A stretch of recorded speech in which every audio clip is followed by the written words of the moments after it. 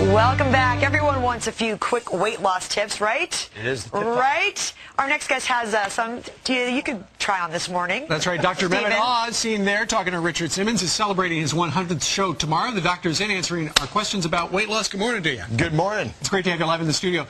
Last time you were here, you brought something and you kept it underneath a blue thing like that. It We've seen your show. We know what's about to happen here. Right. Well, let's start off with the basics. Our 100th show is all about getting diet tips. Okay. Right? It's on tomorrow, and the reason we got these tips is people who lost a lot of weight, and everyone lost 100 pounds. Wow. They know how to do it. So we start off with a very basic idea of how important is the waist size. And the waist size is important because this is the omentum. Now, that's about the size of your omentum. Hold it like that. What is your omentum? The omentum is what's underneath your waistline. That's why we measure your belly fat, and we want to make sure...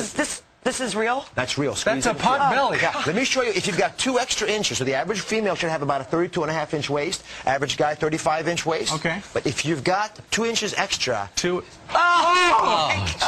You've got this. Steve, come over here, Steve. Come over here and hold it. Come on now. Come on, Peter, you want to help a little bit? Now, Julie, compare these. I can hold my own. You can hold my own. So I want to be very visual. Normal waist size, 2 inches extra. And if you're 4 inches extra, 6 inches, you just double this, quadruple this. Oh, my goodness. Where do you get something like this? Now, take it out of... These come from cadavers. Oh, my God. And the reason that we feel so passionately about explaining this to people, I'm going to put this over here, is that I don't want you to take your gloves off. Okay. I don't want folks walking around thinking, hey, belly fat's just this little thing that if I could deal with it, it'd be fine. So I want everyone to take a measure. Okay. Right? No, Put it around your waist. No. Yes, We're yes, not yes. doing that. No. And you I take the 5th. I'm not doing Okay. that. Your waist Look at size, Dr. Oz. He's got a 20-inch waist. No, for that's God's sake. impressive. A 33.5-inch waist. Oh, nice, Now, here's the deal. Steve. You want your height to be twice your waist and no more. So if you're, how tall are you?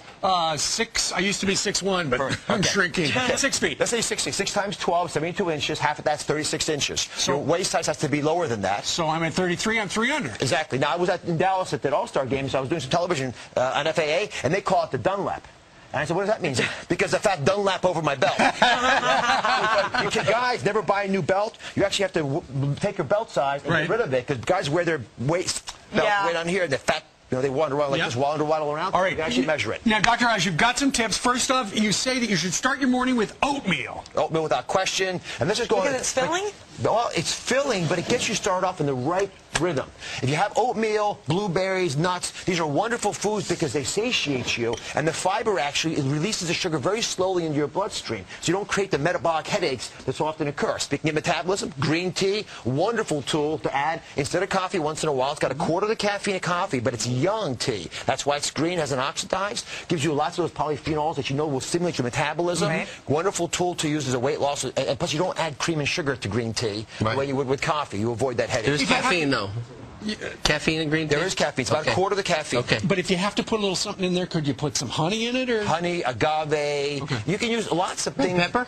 Peppers, I love. I threw this all over my pizza last night. This is one of the big secrets, I tell you. Capsaicin found in red peppers, it actually reduces your appetite at the next meal. So if you have a spicy breakfast, but add these to your eggs, for example, in the morning, then for lunch you actually on average eat less.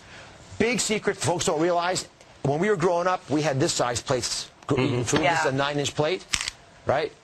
The tape plates now were 11 inches. And we just want more.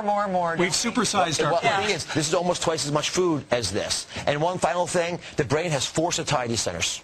They are satiety centers and desires for water, for food, for sex, and for sleep. He's looking at the sex comments. I was thinking about the sleep. So if you don't have enough of one of the other ones, you're going to crave more food. You don't get enough sleep, for example, which you often don't do on the show. That's right. You're going to crave carbohydrates. And by the way, being intimate with the people you love is a great way of skipping a meal. So let's go have sex right now. We love his advice, don't we? Dr. Oz. All right, Dr. Oz. Great pleasure. Thanks, Tom. Congratulations on your show, by the way. 100th episode. Great show. Thank you. It's a fantastic show. You're very You're working with a lot of people I used to work with, too, so that's why. It's great stuff. Thank you very much. All right.